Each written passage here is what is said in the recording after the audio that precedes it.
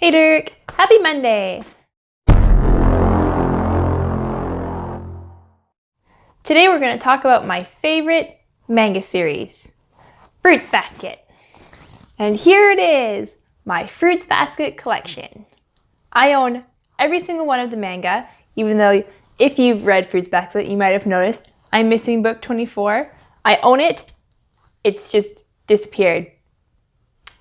I don't know where it went, so I'm going to have to buy another one, but I do own it, so this is a complete collection.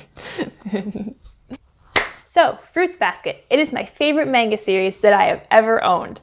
It is also the first manga series that I ever bought and collected. I started collecting this manga series back in grade 8, so that was 15 years ago? I started reading this series before I started collecting it. My friends at the time were really into manga. They actually started me on manga, and it was one of the first series I read, and I just fell in love with it. They were still printing it in English, so I had to slowly collect it as the books came out. I would save up all of my money to buy the books so that on release day, I could go and get them.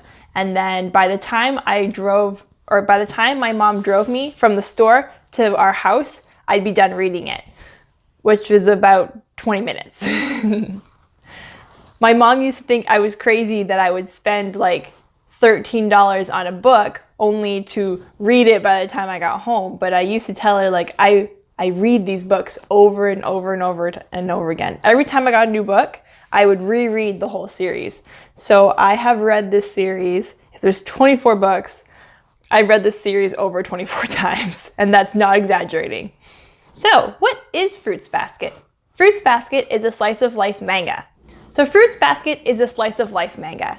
It's about a young teenage girl who was orphaned and had to live with her grandfather. Unfortunately though, her grandfather was going to rent out their house because his daughter and her kids were moving in with them. So they ended up moving in with his daughter's family, but their place was too small.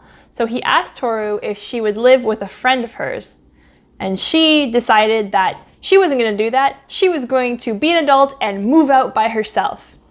And thus, she ended up living in a tent in the woods.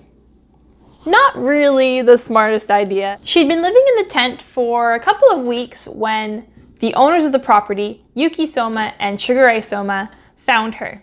Yuki is one of her classmates and recognized her, and they questioned her on why she was there.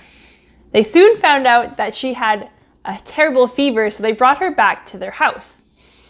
Once they got there though, their other cousin, Kyo, came bursting through the ceiling and tripped and fell over top of Toru, causing her to fall on the other two boys, and they all transformed into animals.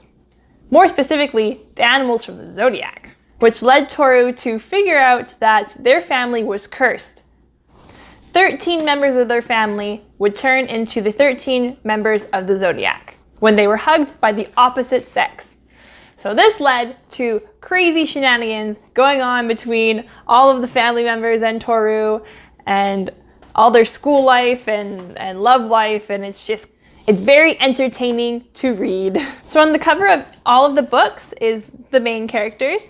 There's Toru, Yuki, Kyo, and Shigure. And then the rest of them are the rest of the members of the Zodiac and some family members of Toru, her mom, and her best friends, and some other random main characters. An interesting thing that I noticed about this manga is that the art style changes. As you can see in the first book and the fan book, which was done at the end of the series, there's a major change in their facial features.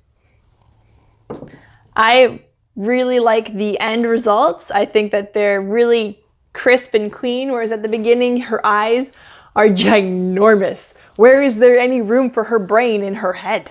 So as I said before, this is my favorite manga, and I highly recommend it to anyone that's really into slice of life. It has really good story, really unique characters, and it's got a couple life lessons thrown in here and there. The one thing that I do not recommend though is do not watch the original anime. Well, if you do watch it, don't read the manga because you will be very disappointed in it. It was not very good. They ended it at about book 5 or 6, which was really disappointing to me because that's really when it starts to get really good. Like the beginning is good, but it's like really childish. I shouldn't say childish. It was just really like upbeat and happy. And then by book 6, it starts to get a little bit intense and you start to really dive into the secret of the Zodiac curse. And so it really sucked that they cut all of this out of the series.